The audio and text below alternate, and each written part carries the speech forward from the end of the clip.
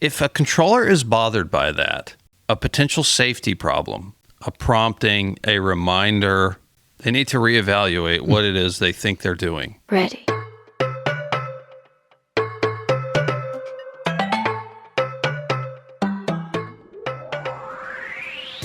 Welcome to Opposing Bases Air Traffic Talk, an aviation podcast by two air traffic controllers and rated pilots who love to talk about flying, controlling, and everything in between. The show is for entertainment purposes only and should not be used as a substitute for your instructor, your supervisor, the FAA, the NTSB, or your CAT. The show will give you a better understanding of how things work in the National Airspace System and maybe even make you laugh along the way. Please welcome retired Army pilot Alpha Golf and first officer at Penguin Airlines, Romeo Hotel.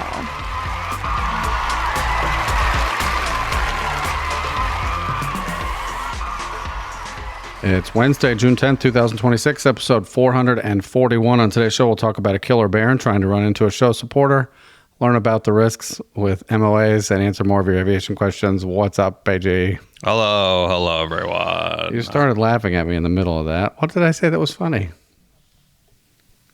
The killer baron? Yeah, I don't know the story yet, so... Welcome back to the West Coast, or the East Coast from the West Coast. How was your week? Very good. Mm-hmm. Yeah. Relaxing. Had a project out there, which was fun. Did you build that heater? My dad built most of it. That's cool. Explain. What did you build? Is that what we're talking about? Yeah. Uh-huh. He had an old expansion tank from the well. Mm-hmm. And the well pump, and you know how your hot water heater has an expansion tank, mm-hmm. but it's small. It's only, I don't know. 2 or 3 gallons, yeah. Right. This is probably 60 or 70 gallons. It was just sitting there. And so he turned it into a pool heater that uses wood. So a wood-fired pool heater. All of it was scrap that was laying around. Uh-huh. Ran some pipe through the top of it that snakes back and forth. Input, output side. And then so that basically ties into the pool, the discharge side of the pool. And so I didn't really do a whole lot except a bunch of welding. Mm-hmm. But yeah, we were able to get it started up, and it was at the last day. It was on the last day we were there that we finally got it finished. Mm-hmm. So it didn't have a chance to really work on the pool very long, but in 2 hours, it raised, I think the pool must be 30,000 gallons. It raised 30,000 gallons of water, 0.2 degrees. Okay. And that water was cold in the low 60s. Uh-huh. So it's running through the pump. It's pumping this hot water into the pool. Because you had it coming out of the heater in the video you sent me. Well, it's not hot water. Warm. Okay. Well, I wouldn't even say that. Really? It goes into the heater at 62 degrees, and maybe it comes out at 65. Okay. Because it's only in there for like 10 feet of pipe. Right. But it's a fire running in there, so... It is hot, and it's noticeably warmer when you touch the input versus the output pipe. Okay. You can tell a difference, but it's not like super drastic. Mm-hmm. Yeah. Oh, cool. You would need more feet of pipe. And you got to weld. Uh-huh. Hang out with the family for the week. How was the weather? It was nice. It wasn't hot at all, really. Yeah, it was pretty good. Chilly at night. I just got back from another trip. I went to Spain. Got to go to Bilbao again. A nice treat. A nice trade to fly with a great friend of ours before he heads to the 777. So it might be our last trip together for a very long time. So, but a good way to go out. An excellent way to go out. We had 2 days on the ground there. We on day 2. He went surfing. We got a car. We drove up to the northern shore, and he went surfing.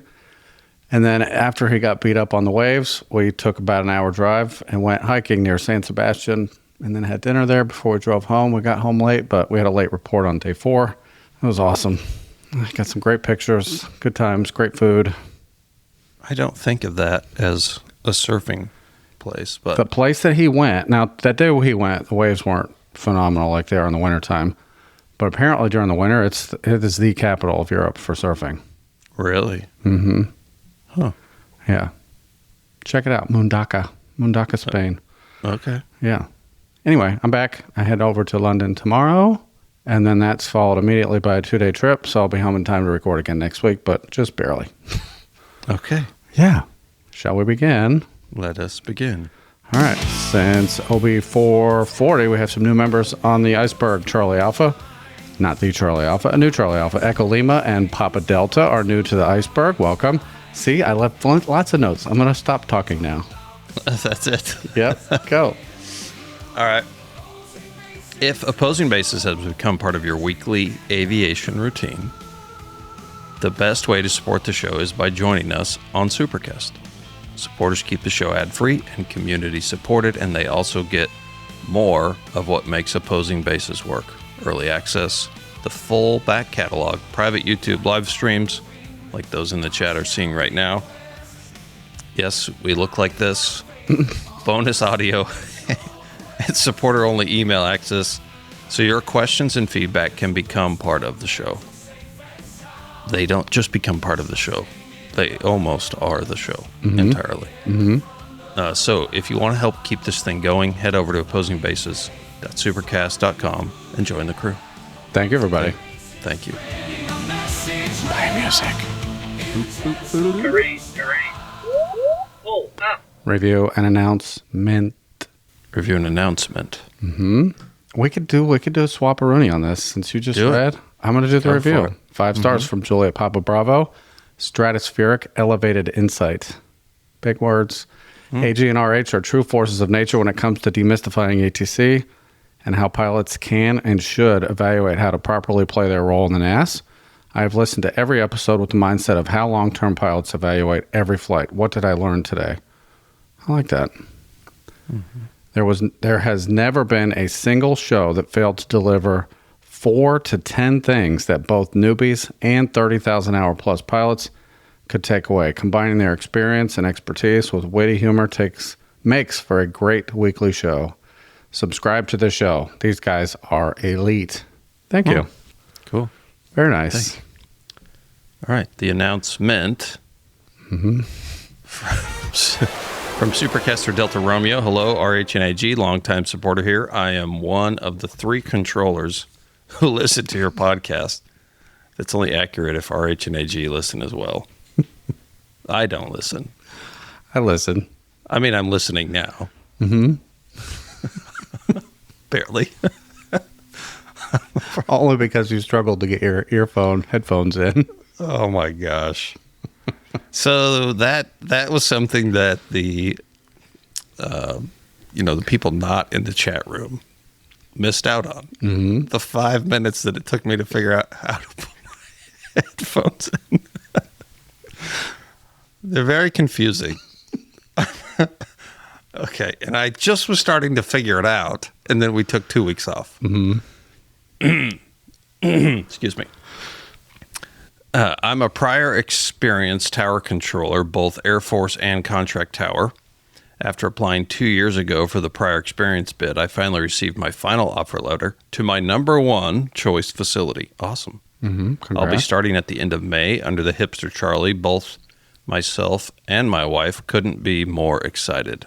Anyways, thanks for your show. It has helped me get a wider scope about what it's like on the other side of the radio and has made me a better controller overall. Cool. Excellent. Congrats. Very good. At the end of May, under the Hipster Charlie. All right. Maybe a facility we've spoken about before. That code name rings a bell. Yes. All right, I'm playing Sneaky Snooper. This is a mini Charlie Alpha segment / announcement. All right, we'll be sharing some really exciting news with everyone soon, but due to work and events that are way outside of our control, we cannot make it to AirVenture this year. Womp, womp. Womp. Womp is right. We are going to do our best, like we do every year, to make it back, but 2027 is shaping up to be a mathematical impossibility that could be a very significant milestone for this show, and that is still on our target list. Thank you to AOPA for keeping us penciled in this year as long as you could. Finally had to pull the trigger on that last week and tell them we could not make it. So they waited until the last minute to submit their schedule to EAA, and we appreciate that. And hopefully you invite us back in 27. Yes, please. Please. Work is getting in the way this year, big time. Mm-hmm. Yes, for both of us. And there's no way around it. We can't get around it this year. Yeah. As you know, we have, in a perfect world, AG and I have 4 hours a week that we overlap. So getting a day or two to go up there is difficult. And this year, it's just not going to work, sadly. It's just impossible. Yeah. You have anything else to say about that? Yeah, I mean, it's not our favorite thing. We've said in the past that AirVenture, that trip for us is always chaotic. It's exhausting. The travel is always troublesome, but we do enjoy being there and seeing everybody and hanging out for a few hours. It just is not in the cards this year. So we apologize, but it is what it is. Stay tuned for more news, and 2027, it's going to be awesome. It's going to be great. We hope. Right. All right, moving on.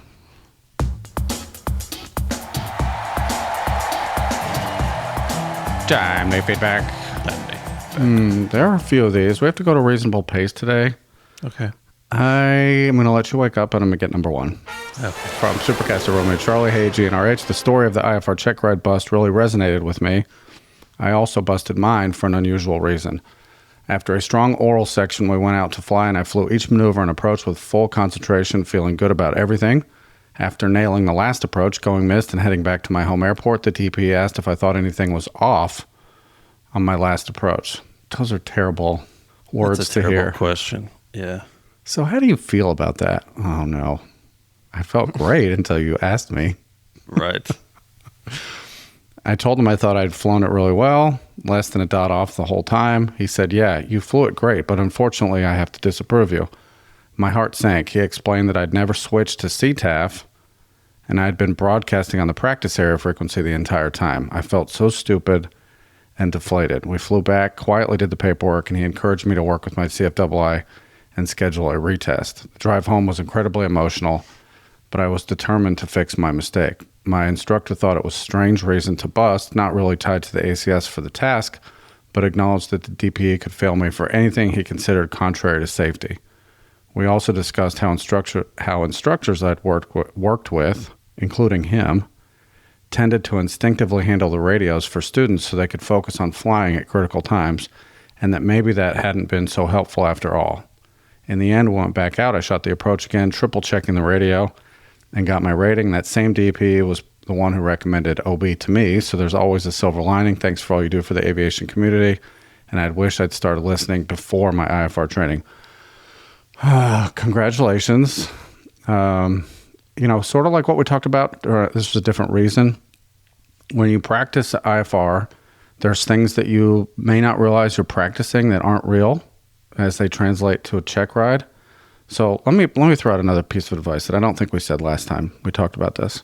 Before you do your check ride, and this is a great exercise, I think, for your instructor too, because they'll realize that maybe some of the things they're doing in training and practice aren't helping you as much as they should be.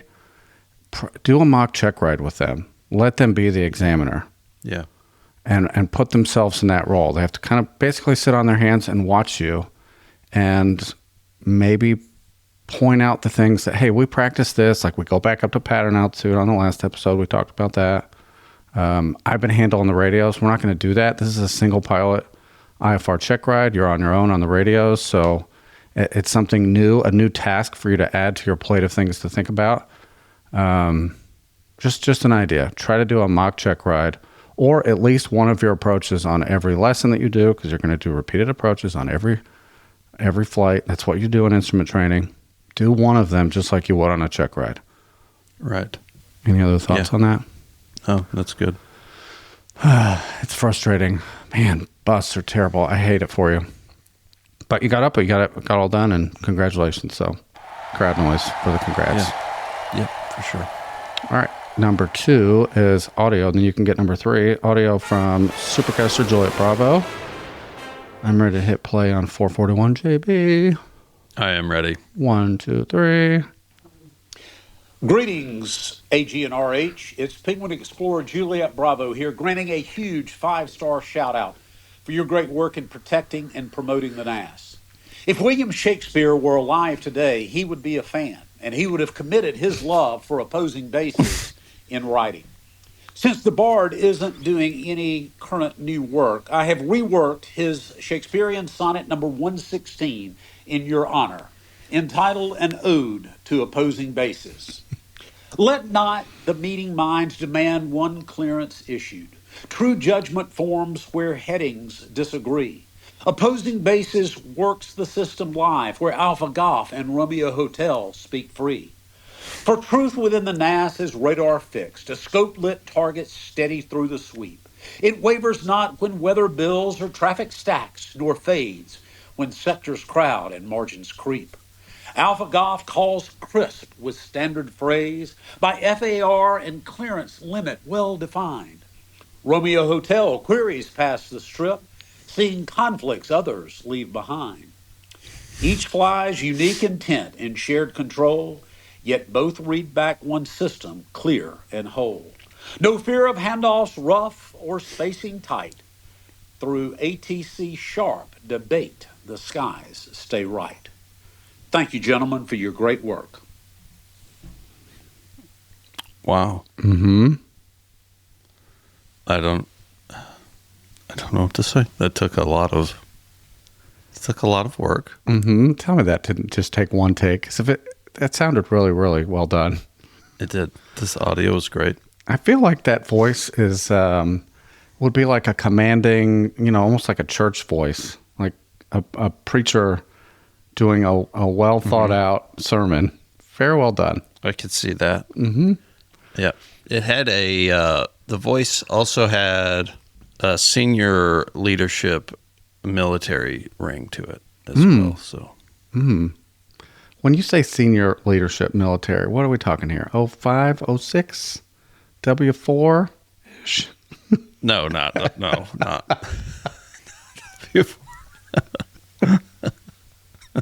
I was a W4, so that I know that should tell you right there.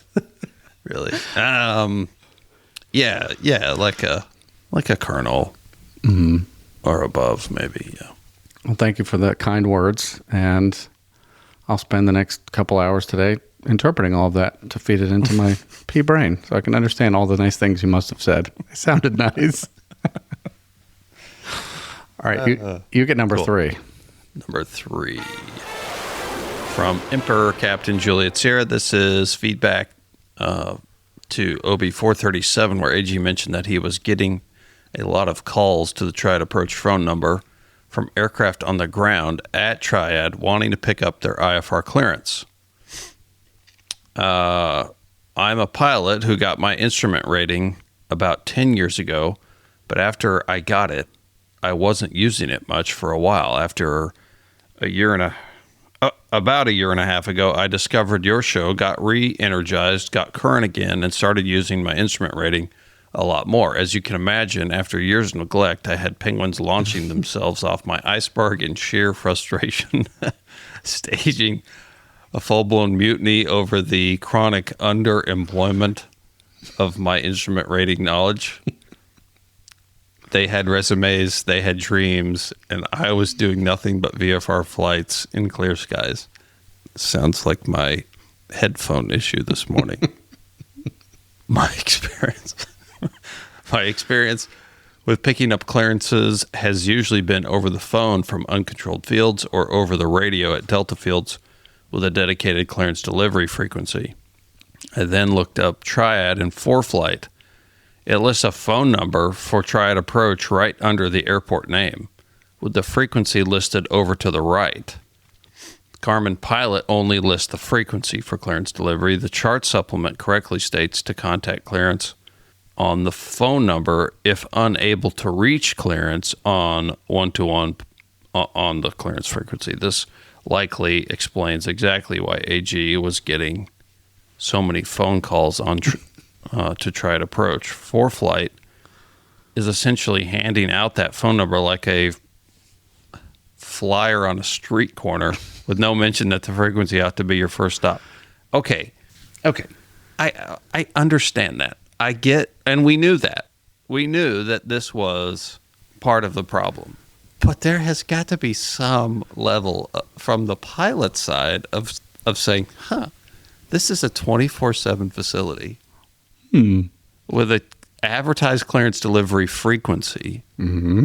I mean, listen, I'm sure that there are special circumstances where you might call that phone number at a 24/7 facility and get your clearance. Or to talk about them about routing or an edict. Right. Hey, are we going to get delayed? What's the deal? Here's the problem. There's a couple problems with that. One, when you call that phone number, you're calling the Tracon. Your clearance is not in the Tracon. If you're leaving from Triad, correct. Right. It's upstairs. Right. And if you call too early, no one has it. Right. This happens also. An aircraft will call. They won't say where they are. They just say, we're looking for our outbound. We say, okay, we don't have it. So we look for it in the system and pull it up. And it's from here. And it's, they're an hour early from when it prints out. Mm-hmm. There are some people, several of the supervisors specifically, who are so tired of this happening that they are pretty grumpy. Mm-hmm. And they're spreading the word one phone call at a time. It's unusual because if you look at 10 airports, that's the only one I found that had this display of a phone number if unable to reach clearance on this frequency. The way the sentence is written, as funky as it is, but it's still, the other airports that I found don't list a phone number. They just list a frequency. I don't understand. Even in the chart supplement. It doesn't make any sense. Why? Why is it in there? Yeah, I don't get it. Keep complaining about it. Maybe somebody will take it out. Especially during a time where cigarette is closed. And I'm telling you, we get a call from there for an IFR outbound once every 15 minutes, 20 minutes. It's like constantly all day because there used to be a tower there. When is that happening? When is it going back to normal? I don't know. It's supposed to have been by now. Oh. We were told mid-May, and now we're approaching mid-June. Mm-hmm. It still hasn't happened. All right. You read the questions, and I'll do lightning round on these. There's some questions attached to this one. All right. Juliet Sarah has questions. My questions are, is there no dedicated CD frequency, clearance delivery frequency, man, I am struggling. If there is no dedicated frequency and there is an operating control tower, do you always contact ground for your clearance? Yes, call ground. Okay. Is there ever a situation where you would call a phone number at a towered airport? No one picks up, or you want to talk about something with edicts or routing and you don't want to tie up a frequency, you can get a controller, and if you're probably calling a Tracon, ask for them to put you to the tower or give you the number to the tower so you can talk about routing with a tower person. Right. That would be an example of why you would do that. Not just to get your clearance. No. Now, you could do this conversation. You can ask the clearance delivery on the radio, hey, do you have a number? I want to call you about this. And you could do that too, but that's an example of when you would want to talk about it. Are there operating control towers that cannot issue a clearance? I'm sure someone's going to point out some of the nuances with maybe some VFR no radar towers where they have to get releases and manually get that clearance from an overlying approach or center. But I still think like that would be extremely rare that they couldn't issue if it's open, they should have your IFR flight plan. And one of your next questions is within 30 minutes of your departure time, they should have a clearance sitting there at a control tower. Yes. Even if they're not the ones, if they're just relaying a clearance from approach, you're still getting it there on the frequency from that tower. Yes. Is there any procedural difference between Delta and Charlie airports? In terms of picking up your clearance? And I'm only saying this because it's a hypothetical. There may be some Delta towers that don't have a strip sitting there and have to manually get it from the FDIO or call an approach or overlying center. But outside of that, the clearance should be sitting there. A strip should print 30 minutes prior to your departure time that you put in your flight plan so that it's waiting there when you call from the ramp ready to taxi. Someone should have it. And that's at Deltas or Charlies. If it's IFR, an IFR flight plan. Yeah. If I pick up my clearance from the tower, then have an issue, cancel my flight, and never taxi out, do I need to notify clearance delivery? Technically, no. It'll just drop out. 2 hours, unless it's some airport that's super busy and they're holding flights in there forever. 4 to 6 hours on East Coast. That's common for bigger airports. When they get delayed, they'll just keep extending flight plans so pilots and dispatchers don't have to do that. But after 2 hours from your estimated departure time that you put on your flight plan that you filed, if you don't taxi out and it doesn't get activated, i.e. tag up on a radar screen and it signifies to the system that you departed, it just falls out. It removes itself. Yeah. Now, it'll sit on the counter at Triad for hours. Right. Because it doesn't, I can't remember, it doesn't come out with an RS, does it? It doesn't print out up there? No, it does. Okay. See, it's been a while. It's been a minute. Yeah, it does. It's not, if you were in the plane and it was on, or you at least had the radios on, and that is when you came to this decision, sure, that's a nice courtesy. And then they can just remove it and not have to worry about it. Call clearance or ground and say, hey, you can remove our flight plan. We're not going. Follow up to that, you're not going to cancel. You're just going to be delayed. You can skip the whole going into your AFB and redoing your time and hoping it works out. Call clearance and say, hey, can you change our departure time to 2 hours, 3 hours from now, whatever, or delayed? And that will keep it active, and they can update that time on the strip, and it can sit there for hours if you decide you still want to go. I am going to go out and on a limb and say that is the preferred method over filing another flight plan. Filing another flight plan is not our favorite solution to I want to update my time, because when you go in there, I don't know what it looks like in ForeFlight or any EFB where you can file a flight plan. If you're just going in and updating it and that's all it looks like to you as the pilot, but to us it files another flight plan. And sometimes we'll get like 3 or 4. Oh, we're delayed another 20 minutes, and then they'll go in and do another 20. Yeah, don't do that. Stop doing that. Just either call here. This might be a reason to call the phone number and say, hey, could you push us out another 2 hours? So like Ari said, on a normal day, your flight plan from the proposed time is good in the system for 2 hours. The center will go to 3-hour drops, 4-hour drops when the NASA's all messed up and there's edicts everywhere. The entire center. So I don't care where you're going. Your destination doesn't matter. You're just going to be in there for 4 hours. Well, you have no way of knowing if that's happening or not. Right. So just say, hey, could you push us out another couple hours and then leave it alone? Just stop filing flight plans. That creates problems, and it just introduces potential confusion and unnecessary, I don't want to say risk, but it's just a new code. It's a new flight plan for the same call sign. So now there's 3 of them sitting there. Right. Change the controllers, change the controller again. Which one do I remove? The oldest one, the newest one? But now the controller has to remove those, because if you got the original code and that's what you squawked when you took off, bad. Just have them amend it and file once. Yep. Sorry, I got enough of a rant there. No. Where were we? Oh, that was the last of the questions. Mm-hmm. Thank you, Juliet Sarah. P.S. AK Bug Smasher Juliet Lima Sarah, just north of the Coffee Bravo at the Wild West Airport on the Denver 301 radio at a 905.2 DME fix. I love that. Very common fix. Yeah. Yes, everyone is familiar with the Denver 301. Yeah, especially at 9:05.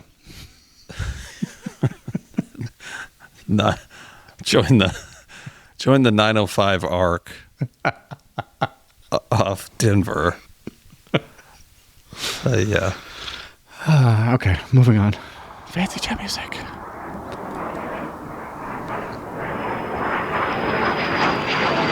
All right, this week's show topic is brought to us by Supercaster Mike Hotel, who is in the chat room today, aka One Dull Geek.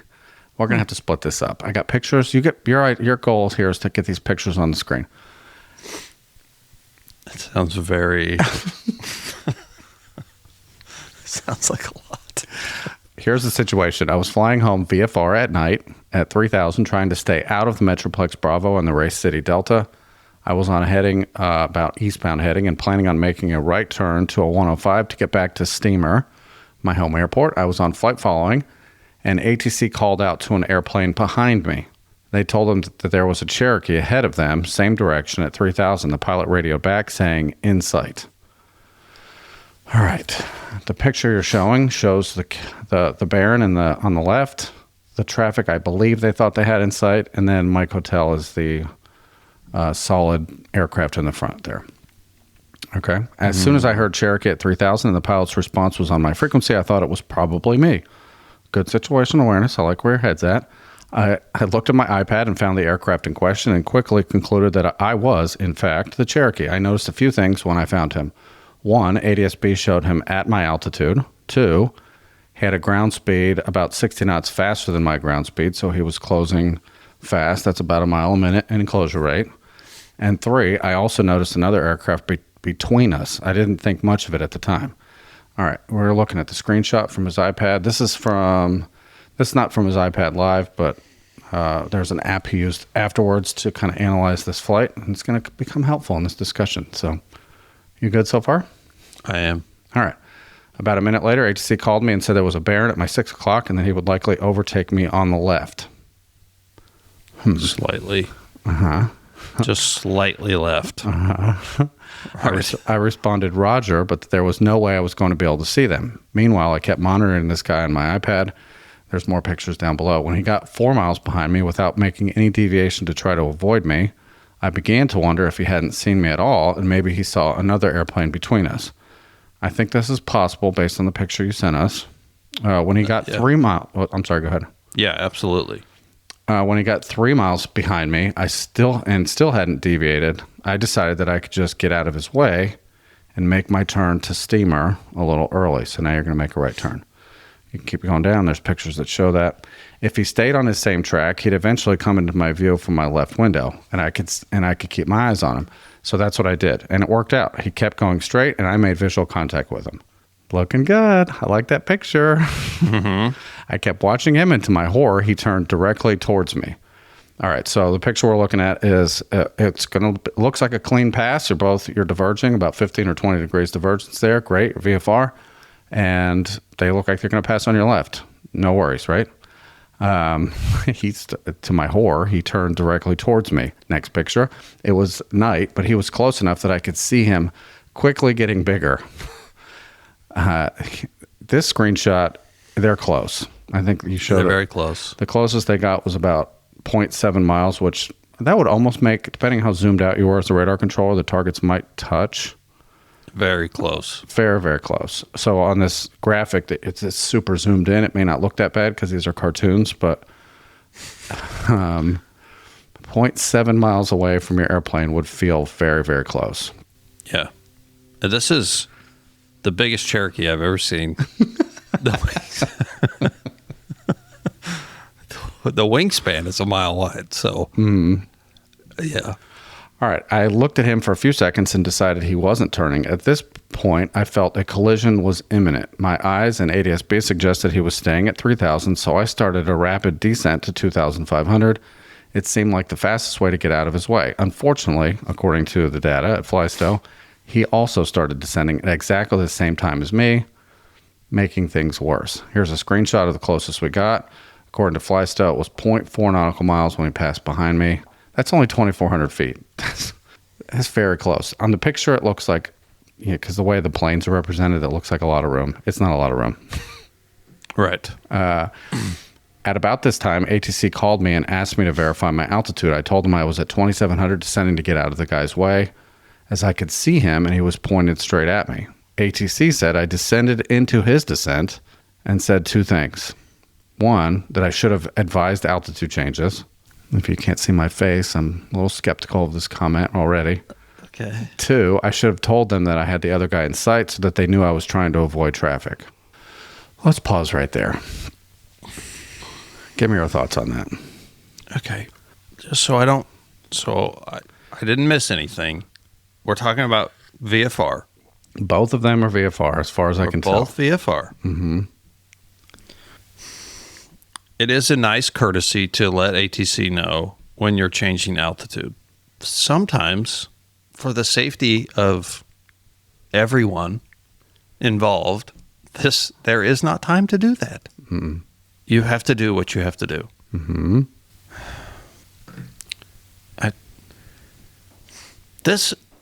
This little problem right here highlights what controllers are dealing with constantly when you're not talking to when you're dealing with a plane that you're not talking to. They descend into your guy, so you'll turn a plane. Hey, there's traffic. Turn this way. That guy turns that way. Okay, well, let's try descending. They start descending. What are these people doing? Hey, there's a plane. Let's see if we can fly towards it. Well, and it was also one that you said you had in sight. These are both talking to air traffic. Both of these planes are talking to air traffic. I just don't understand. Right. Like, I don't understand if you're in the Baron. What you were thinking? Yeah. I'm sorry. I don't get it. I'm not throwing anybody at Metroplex under the bus. I just want to say this in general terms to controllers that might not get a ton of VFR to VFR experience. The book says, everybody, this is a reminder, VFR airplanes are responsible for avoiding traffic. See and avoid. Yeah. That's right. Like priority number one, see and avoid.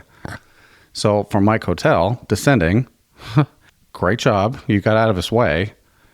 Air traffic sometimes feels like, I'm speaking in general terms, please don't take this the wrong way, sensitive Metroplex controllers. You can assign an altitude and say, if you need to change altitudes, let me know, but I want you at this altitude. I want this faster one at 3. So climb and maintain 3,500. If unable, advise. But there, I'll get my separation. I don't have to worry about it. You can tell a VFR to maintain an altitude. That's an actual thing. The center controllers listening are like, wait, what? Yeah. Metroplex controllers, I know they do this. They do this when they control them getting into the Bravo. They give them a hard altitude. You could do that outside of Bravo.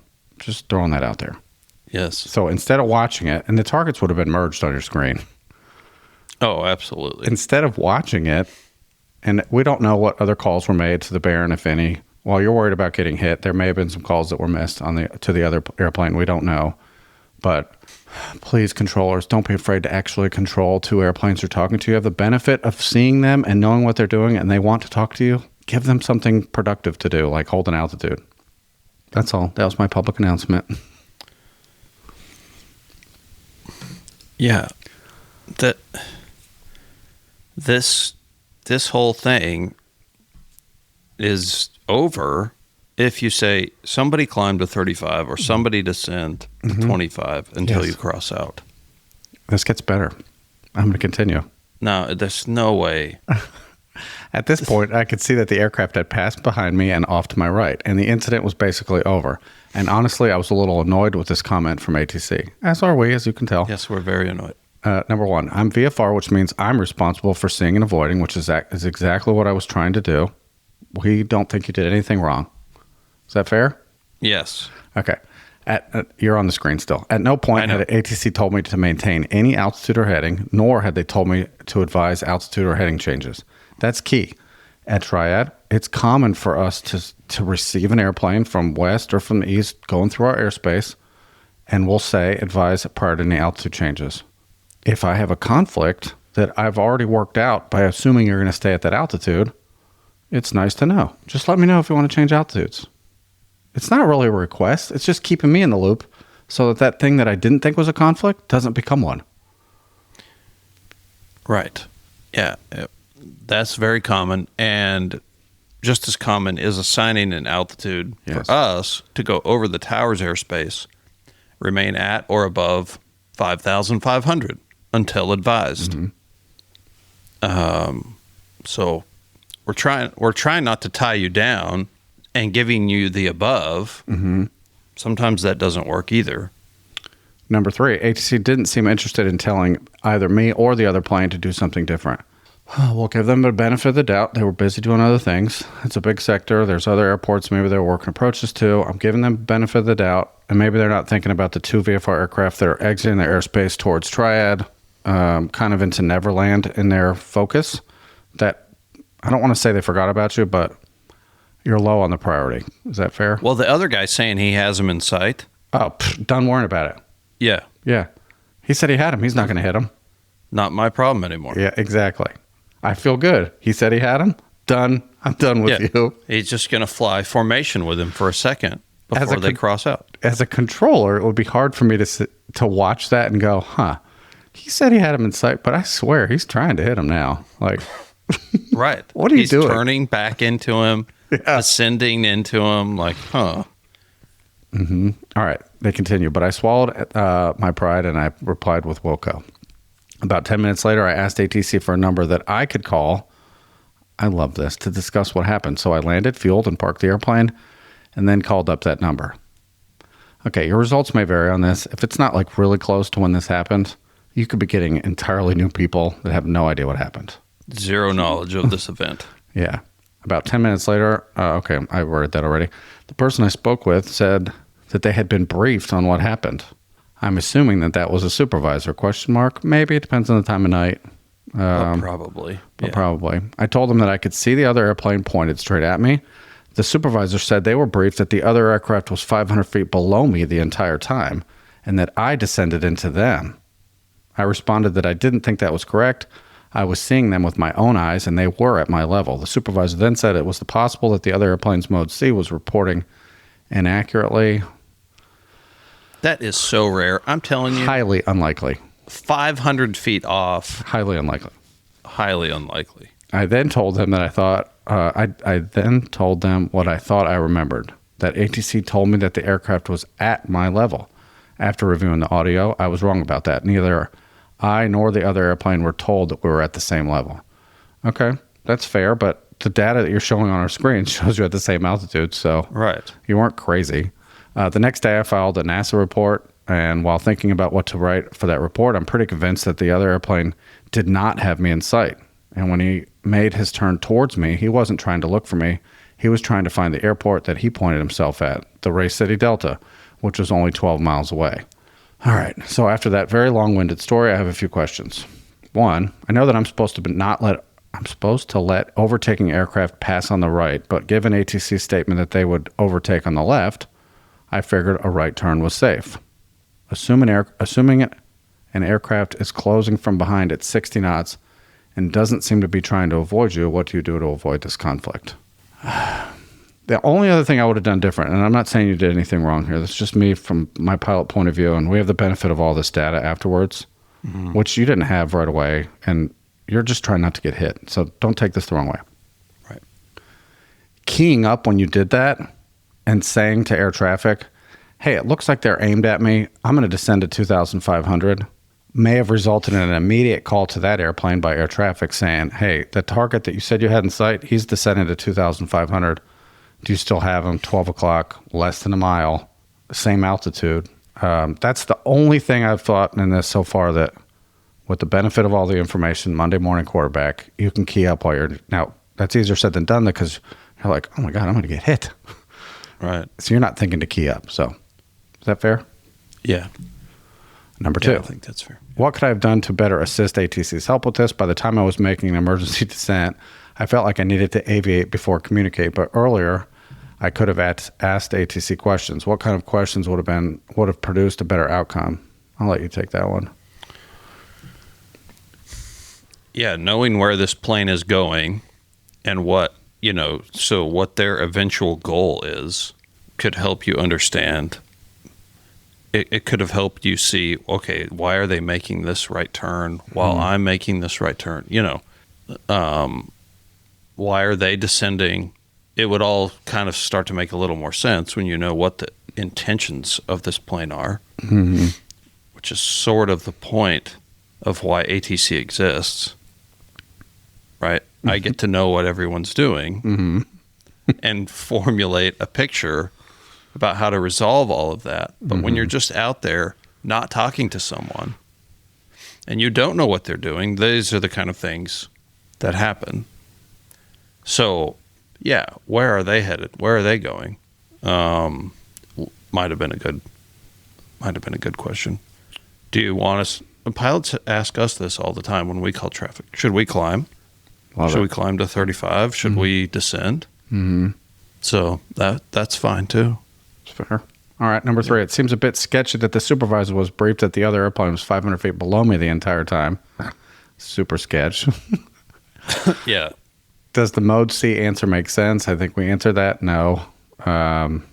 What are the odds that this is a CYA from the controller? Let's talk about that real quick. VFR to VFR, outside of merging targets and collision avoidance, you're not going to watch a collision happen as a controller. Outside of Bravo, there is no separation requirement. And Charlie either. It's target resolution. Targets don't touch. Yeah, we don't let them hit. That's it. But there's a huge assumption that the pilots are going to be doing the see and avoid part. Especially when they say we have them in sight. Exactly.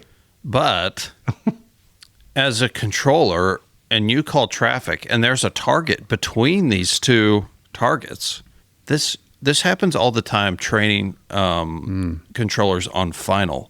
When you have somebody on the downwind and you're trying to point out traffic to them, hey, your traffic to follow is going to pass off your left side, but there's 2 aircraft. We have parallels. There's 2 airplanes on final that might be spaced out a little bit, and I have seen this before. The downwind guy says, yeah, we have them in sight. Okay, follow that traffic, clear visual approach. And now we have to have a discussion about, does he see him? Right. Which plane? Is it possible that he's seeing this other plane and not the one you think it is?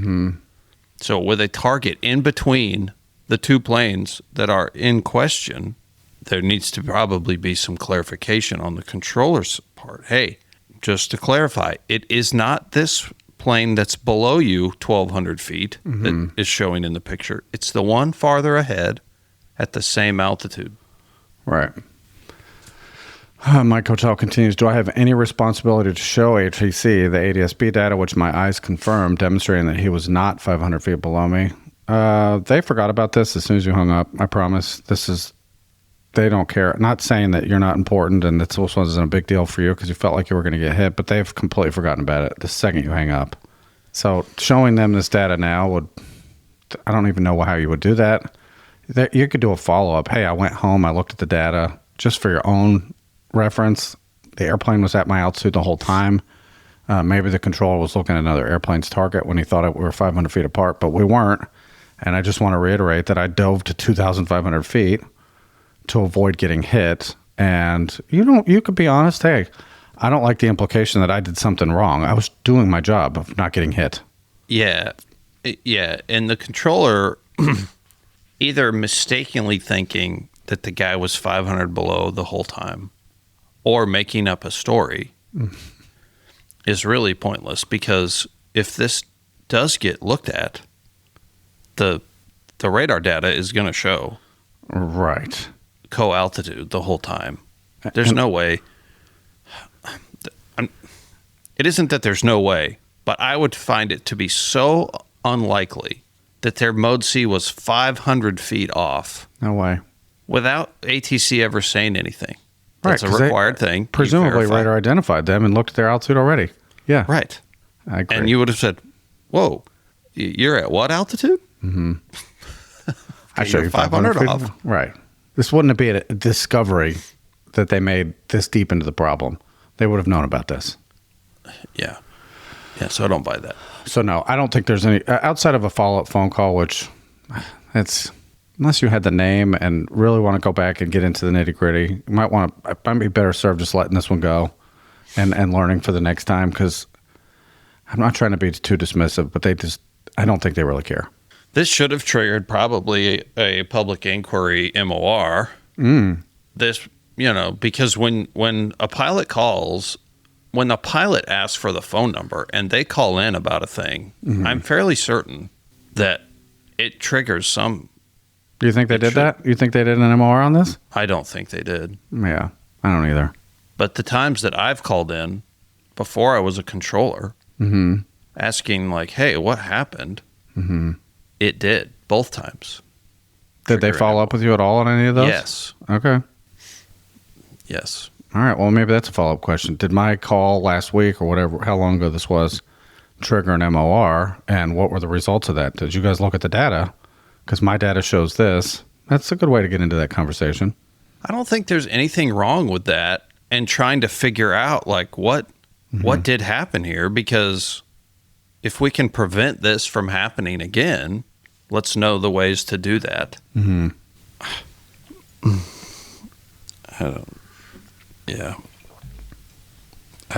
don't think there would be anything wrong with that.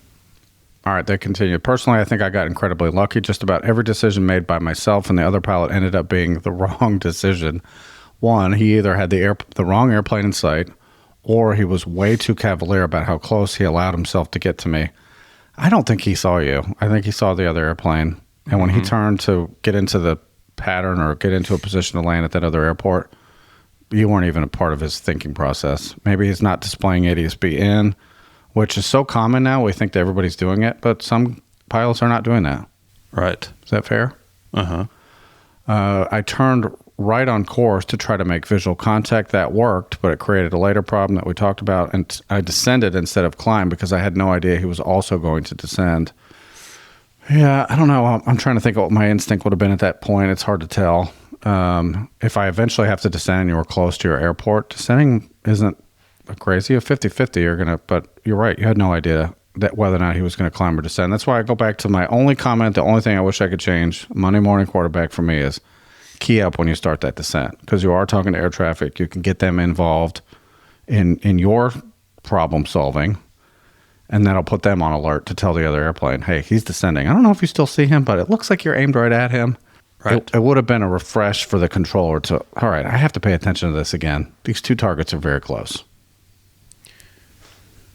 Yeah, because if the Baron has mistaken the identity and he passed that other plane forever ago. Right. He's not thinking about anybody else. All right.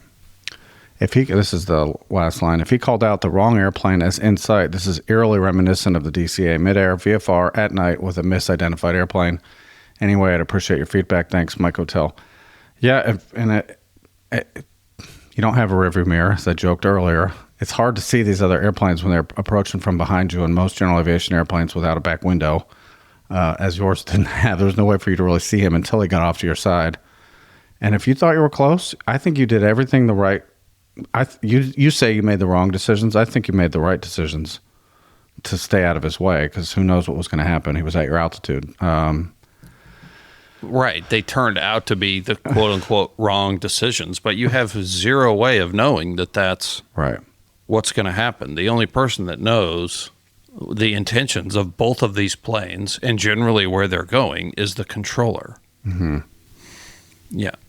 How would you have handled this question? If he had keyed up and said, hey, does he still have me in sight? Because it looks like they're getting closer and turning towards me. Would you have, if you're the controller working, how would you have handled that question? My initial instinct is to just peel them apart. Hey, guy in the back, turn 20 left. Guy in the front, turn 20 right. And, okay, let's start going apart, and then we can sort out what how did we get to this place or whatever, but initially just turn away. I guess what I'm asking is, would it bother you for a pilot to ask something that seems like they doubt your plan is working? Absolutely not. Okay. No. If a controller is bothered by that, about a potential safety problem, a prompting, a reminder, they need to reevaluate what it is they think they're doing in this job. Agreed. Okay, this is a two-way street with input going both ways. What just happened to me the other day? And a pilot said something. I can't remember what it was. I was dumb, though. I had forgotten somebody, and they said, "Hey." I'm like, "Oh, dang it. I wish you would have said something sooner." You know, and we had a conversation on frequency. It was friendly. But I said, "Hey, as soon as you feel like," I just don't remember the situation, but I said, "As soon as you feel like something is weird, or hey, what is that?" That's when you say something. You waited too long. If there was any part of this on you, don't wait that long. Just tell me way back there, and none of this would have happened. No, I'm totally fine with that. Yeah, My so gosh, have a little bit of humility in the job. So for the pilots listening, if you're falling into the illusion or the trap of believing that someone did have you in sight and it's all going to work out, but it starts to feel like it's not going to work and this doesn't feel right, don't be afraid. This is for every GA pilot out there who's afraid to talk to air traffic. Don't be afraid to key up and ask a question. And it could have been simple. Does he still have me in sight? Unkey. I don't know. Right. Hey, Baron 123, traffic 12 o'clock, less than a mile. Do you still have him? Yep. Or no. All right. I'm climbing or I'm descending. That could solve itself without, you're not going to upset anybody. You shouldn't upset anybody. You shouldn't. It shouldn't. Key. What else? Anything other big takeaways that you want for the pilots that are listening going, man, I don't know what I would have done? Or the controllers that are thinking this is a nothing burger? Because for the pilots, this is significant. That is very close. You think you're doing all the right things. Yeah. The controller feels that way too. I pointed out traffic. The guy said he had him in sight. I am letting them take care of that, which is totally normal. That is not an abnormal exchange with two VFR aircraft. So it gets put on the back burner. Even when, I guarantee, in the collision alert's going off here. And the controller saw it, looked down, and said, well, he has got him in sight. Right. Let's review that real quick, because I think this has come up, especially since you mentioned the midair. I'm going to be very careful how I say this. Watch me. I'm being careful. Okay. When a controller hears that a pilot has an aircraft in sight, it takes 99.99% of their focus off of that problem. It's still present in their mind. Yeah. But as soon as you say you have them in sight, the assumption is that you're going to do things to avoid hitting them. Right.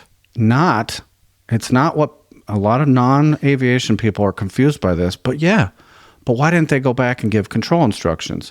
You never give control instructions to an airplane. I shouldn't say never. Someone's going to call me out on that. If you got told that the airplane had another one in sight, they are responsible for their control instructions. You're not issuing them new ones. Right. And I cannot understate the trust that controllers have in pilots when they say they have an airplane in sight. It's very strong. We trust you, we believe you, and we're not going to micromanage you. So for all the naysayers who said, but yeah, they could have done this, this, and this. Sure, they could have, but that's not the thing. That is not what we do in air traffic. You said you had them. We're done worrying about this. Yeah. I have other things to do. Right. Sorry. That was a little rant.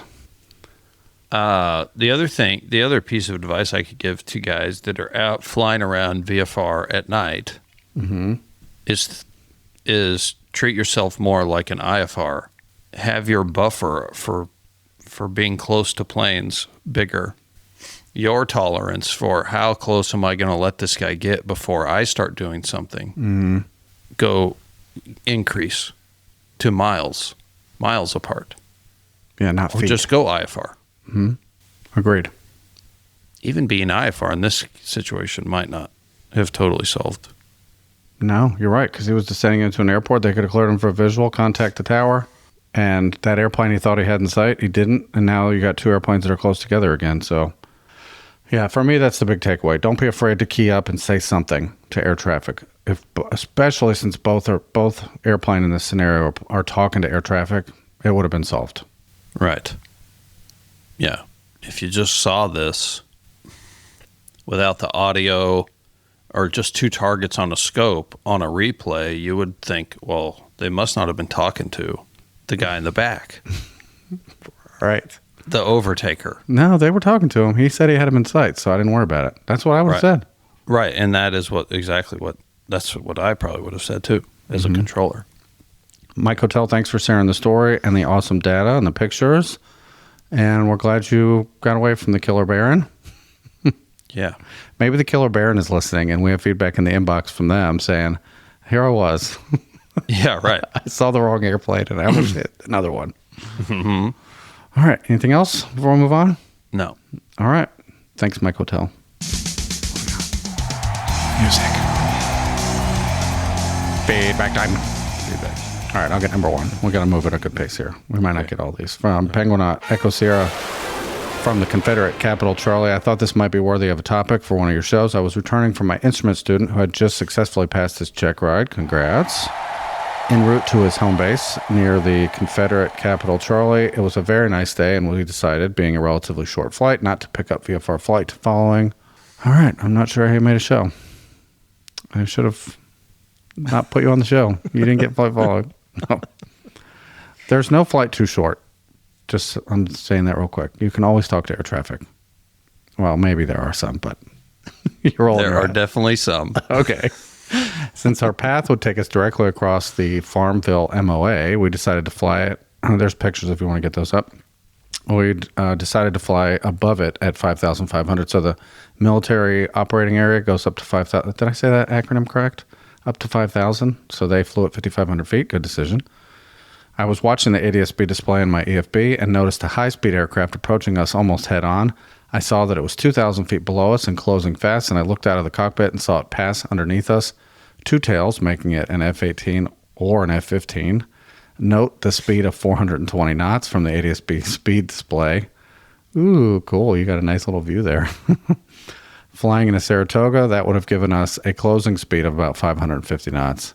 Rest assured, it's my policy to avoid MOAs unless I'm on an IFR flight plan or have VFR flight following. That's a great policy. Good for you. If the MOA is hot, ATC routes me around them. While I understand the rules would cause military jets to cease its activities if the TRACON noticed a non-participating VFR aircraft enter the MOA, I certainly don't want to rely on that happening. I like that.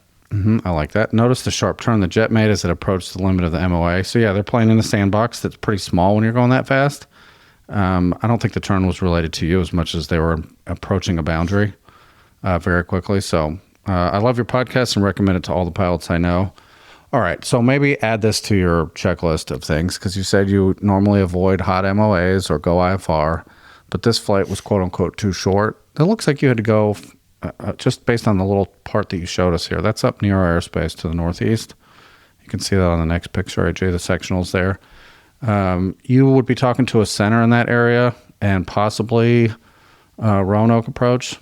Don't be afraid to reach out to them, even on what you think is shorter flights. If your threshold for what is short is 30 miles, that's almost an entire portion of our airspace. So certainly not too short to talk to us. Right.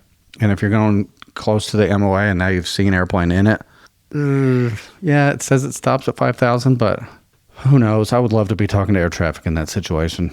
Otherwise, go around it. Just for fear of getting in somebody's way and being in the wrong place at the wrong time. So there's nothing. I have to go back to my VFR days, and that was a long time ago. You could legally be in an MOA, but it would screw up who's in it. So don't take that. And it doesn't sound like you do this, but don't dismiss that as a right. Just because you can be there doesn't mean you should. That's what I meant. Right. And flying that's a perfect example of what we're talking about all the time. You're on a 15 miles from a Charlie right on the final at 3,000. Yeah, I'm outside the Charlie. I could be here. Okay, well, that's really a bad place to be. Mm-hmm. That's the same for an MOA. Mm-hmm. With probably F-15s going 400 plus knots. You got to see an F-15. That's cool. Right. Anything else on that? No. Center controllers, please don't be mean if VFRs call you in these like no man's land areas where you own to the surface. There's a nice security talking to ATC, so yeah, nice to them. and controllers that don't have MOAs in their airspace but have MOAs in adjacent airspace don't get upset or frustrated with pilots asking, "Hey, is this MOA live or is it hot?" Mm-hmm. I don't know. It's not in my airspace. Well, just call the next sector. Mm-hmm. Because at least this allows the pilot to start turning instead of maybe 60 degrees left when they get closer. They could just go 10 left now and avoid the thing. Agreed. I don't know. Whatever. Cool. Thank you, Echo Sierra. Okay. All right, number 2. Why don't you do number 2? I'll explain in the blue text here, number 2. We're not going to play the audio because we can explain it pretty quick what's happening here. Okay. Number 2. From Supercaster Tango Mike. AG and RH, I love and appreciate everything about your podcast, including the beginning when you are just relaxed and chatting about life, regardless of what others may say. Thank you for that. Thank you. Yeah. I love your attitude and sense of humor, your generosity in sharing your knowledge. You two are a blessing. Thank you. I appreciate that. I have a question that probably doesn't rise to the level of discussion on the show, but here it is. It has arisen to this level. Mm-hmm. Okay. In listening to Live ATC, 2-3 Golf was questioned a little before the 7-minute mark. Sorry to send a big file. I don't know how to truncate it. What was your instruction from the tower? The answer was essentially we were told to follow him. But even though I slowed down, I overtook him. The controller didn't seem very happy, but moved on. All right, let me explain real quick. It was departure to departure, VFR to VFR. They were both issued the same heading. The controller in the tower was busy. They were doing lots of lineup and waits. They were sheening airplanes. They were getting out. Maybe their SOP has all VFRs going in the same direction. They assigned number 1, presented to them as the number 1 airplane, was the slower one. 2-3 Golf was behind them, number 2, much faster, and was told, follow them, turn right to the same heading as them, clear for takeoff. So when they checked in with radar sees these targets merging, almost like our last story. Mm-hmm. And radar controls trying to get them radar identified pretty quickly, and they seem annoyed, like, why did Tower hand me this? This is terrible. That just may be a tweak in the SOP. So if you tell a VFR airplane to follow another one and then give them a heading, you've kind of contradicted your own instruction. What do you expect them to do? He couldn't slow down anymore. The pilot explained that. Yeah, I got told to follow him. I saw him, but I can't go any slower. I was going as slow as I possibly could. Right. And the answer to that is there really wasn't anything else he could do other than check in and say, do you have another heading for us? Because I'm going to pass this guy. Right. You know? And the controller was just, it sounded urgent. I don't know if it was annoyed. And then they did ask, what did Tower tell you? To confirm that Tower just handed me a deal, like a conflict. Why did you do that? Are they doing this? Why did you do that to me? Anyway, that's what happened on the audio. The controller was nice. They let it, as soon as they peeled them, they gave them both headings, just like you said in the last feedback. They peeled them apart, and everybody went on their way. It just created this urgent situation that I got to get radar ID on this number 2, who's going to hit number 1 if I don't do something quickly. So, right. All right, go ahead. The frequency was pretty busy, but I would think in the about 4 minutes that passed between the time he was told to follow and the time he was called out for not following, he could have said something. So this audio is both the tower and radar. We're hearing a share, so we're missing some audio because the tower control is busy, but it's the same live ATC feed that's doing the approach. So you're hearing both. Oh.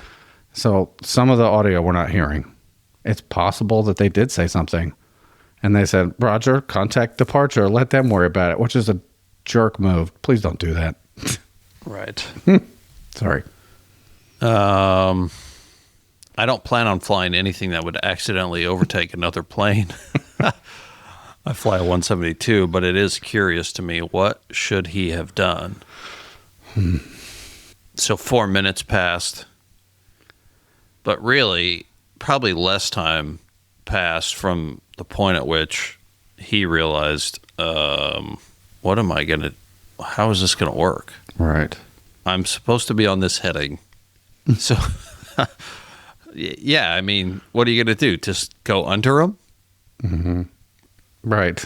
Then it's kind of hard to follow them when they're behind you. Right. So, yeah. There's another thing for a shout out to all the controllers listening, the ones in training. Keep this in mind. Performance matters, especially if you put them on the same heading. It says that in the book. And if your trainer says to you, what's your separation here? And you say, this is the wrong answer, but I'm sure it's been given before. Radar has control on contact. They can work it out. That's true, but that is true. There has to be some method of separation before that time. So in this case, about 4 minutes before the controller downstairs in the radar room's having a heart attack. Like, right. What? Somebody stepped on them. They can't get in. They can't radar ID them. They can't issue a turn. That's the annoyance you hear in their voice. They're, please check in. Please ship them. Yeah. And don't hand your conflict to somebody else thinking they'll work it out. You fix it. Call down and say, hey, can I give this fast guy a different heading? Yeah, approved. Duh. I don't want you to. Right. Oh, no. No, just put him straight into that guy. That'd be great. You have to do what the SOP says. Unable. Yeah, no, can't do that. No. All props get this heading.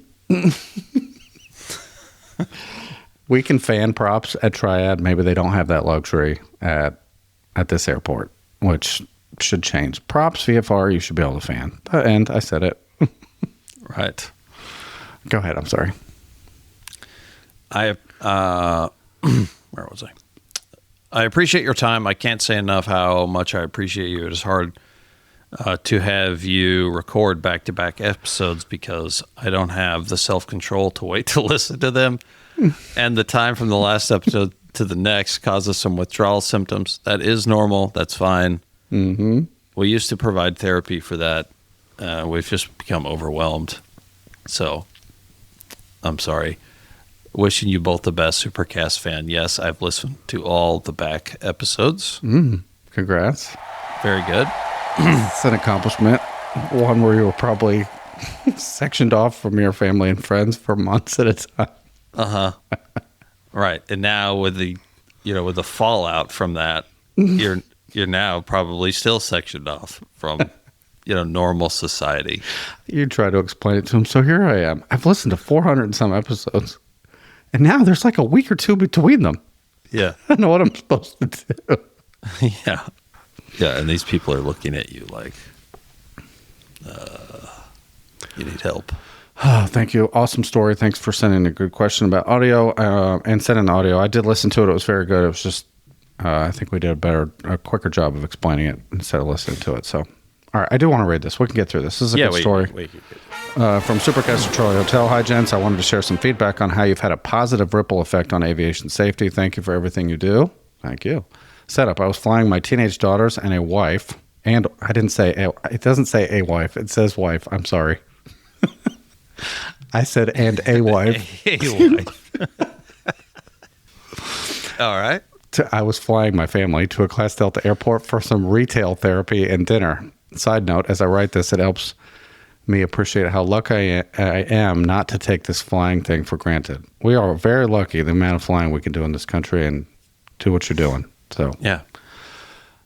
Issue. I was flight following at 2,500 feet, approaching the Class Delta airport from the southwest. After being handed off from Beantown approach to the tower, the controller advised me to descend at or below 1,100 due to a King Air traffic outbound.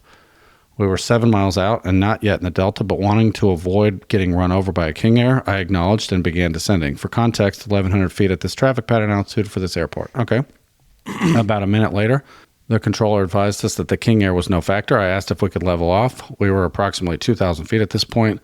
The controller again instructed me to descend to 1,100 feet, traffic pattern altitude. I was 3.5 miles out with a good amount of water covering most of the path ahead of me. I sheepishly said, Roger flew the pattern and landed without issue.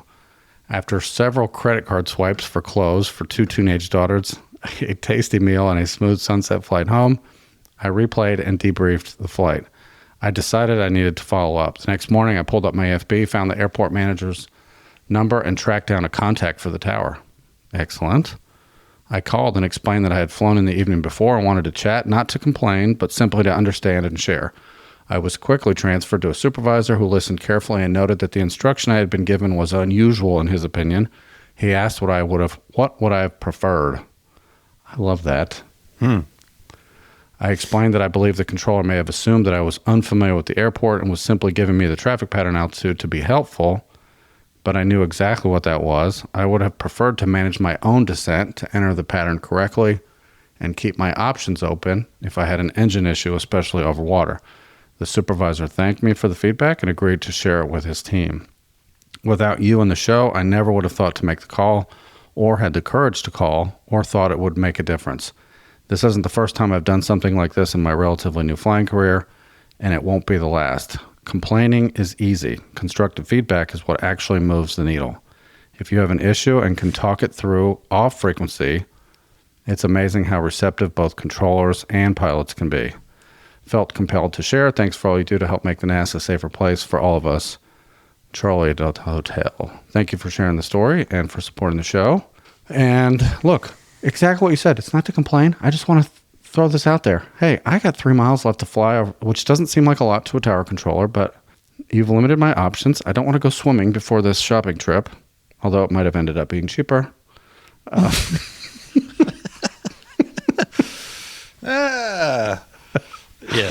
Yes, quite right. And it sounds like you got a supervisor that was receptive to the tone and the delivery of the request that you had, and I'm glad our show is helping you with the confidence to do that type of thing. So I think your attitude in coming into that phone call makes a huge difference also in the response you're going to get from whoever answers the phone. If you're immediately accusatory, you're going after, you're making a complaint, your attitude is just, I don't know, generally contradictory. That's the kind of response you're going to get. They will immediately get defensive. And so coming into it with that attitude, hey, I just want to understand what happened or why did this happen so, we can talk about it, I think is a great way to approach it. And pilots should not be afraid of making this phone call. Agreed. In the right mindset and attitude like this. Excellent. All right. Okay. We do our best to respond to supporter feedback and let you know when you'll be on an upcoming show. AG, anything before a short break? I do not. Closing out episode 441 of Opposing Bases Air Traffic Talk. Romeo Hotel. And Alpha Golf. Goodbye, everyone. Drop. Opposing Bases is a listener-supported, ad-free weekly podcast. The views expressed on the show do not reflect the opinions or official positions of the FAA or Penguin Airlines. Episodes are for entertainment purposes only and are not intended to replace flight instruction. To get on-time access, bonus content, and full archive access, join the crew at opposingbases.supercast.com.